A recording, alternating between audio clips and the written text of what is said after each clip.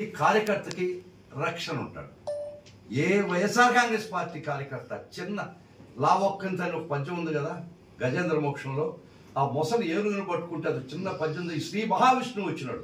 అట్ట శ్రీ మహావిష్ణువు వచ్చినట్టు జగన్మోహన్ రెడ్డి గారి ఆదేశంతో, మా ప్రీతం నాయకుడు జగన్మోహన్ రెడ్డి గారి ఆదేశంతో బ్రహ్మనాయుడు గారు, ఈ పల్నాడు బ్రహ్మనాయుడు గారు దిగి ఇక్కడ ప్రతి కార్యకర్త అందరం ఆయన జగన్మోహన్ రెడ్డి గారి ఆదేశంతో బ్రహ్మనాయుడు గారికి వారి ఆధ్వర్యంలో మీ కాన్స్టిట్యున్సీలో ఖచ్చితంగా ప్రతి కార్యకర్తకి శక్తి వంచన లేకుండా, మాకు భయం అంటే తెలియదు, జాతస్య మరణం ధ్రువం, పుట్టినవాడు గిట్టక మరడు, ఆ సిద్ధాంతంతోనే పనిచేస్తున్నాం ప్రతి వైఎస్ఆర్ కాంగ్రెస్ కార్యకర్త.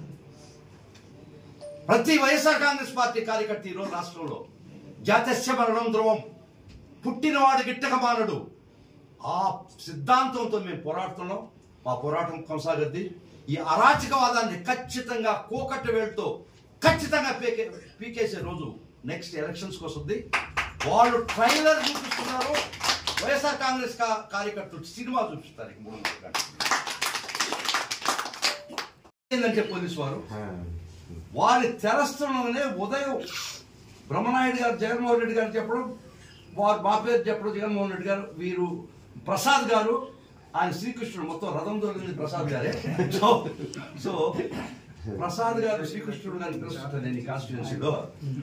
కాబట్టి ఇమ్మీడియట్ గా హైకోర్టులో లంచ్ మోషన్ తీసుకున్నాం మీకోసం.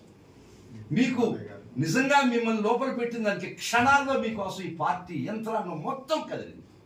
ఎందుకంటే ఇంత దుర్మార్గమా నిజంగా నాగేశ్వర గారు, వాళ్ళు ఈ పని చేయకుంటే మీ యొక్క అది ఉంది కదా మీడియా కాన్ఫరెన్స్, అది ఒక 10,000 మంది 20,000 మందికి తెచ్చుండేది. ఇప్పుడు రాష్ట్రం అంతా నాగేశ్వరరావు గారు హీరో అయిపోయాడు.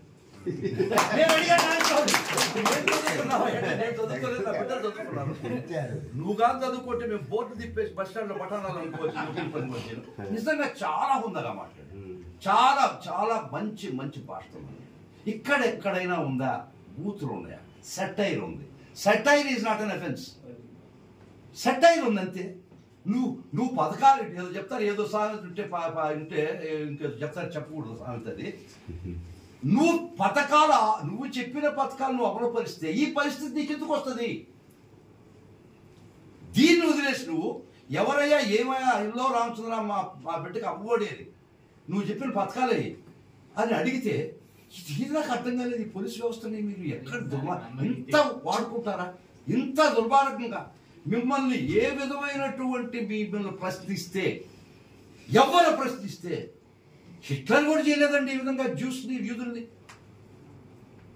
ఒక్కసారి rise and fall of first Reich, second Reich, third Reich చదవండి జర్మన్ హిస్టరీలో. హిట్లర్ కూడా గెస్టాపోతే ఈ విధంగా చేయలేదు. వినాశకాలే విపరీత బుద్ధి. వినాశకాలం వచ్చినప్పుడు విపరీత బుద్ధి పడుతుంది.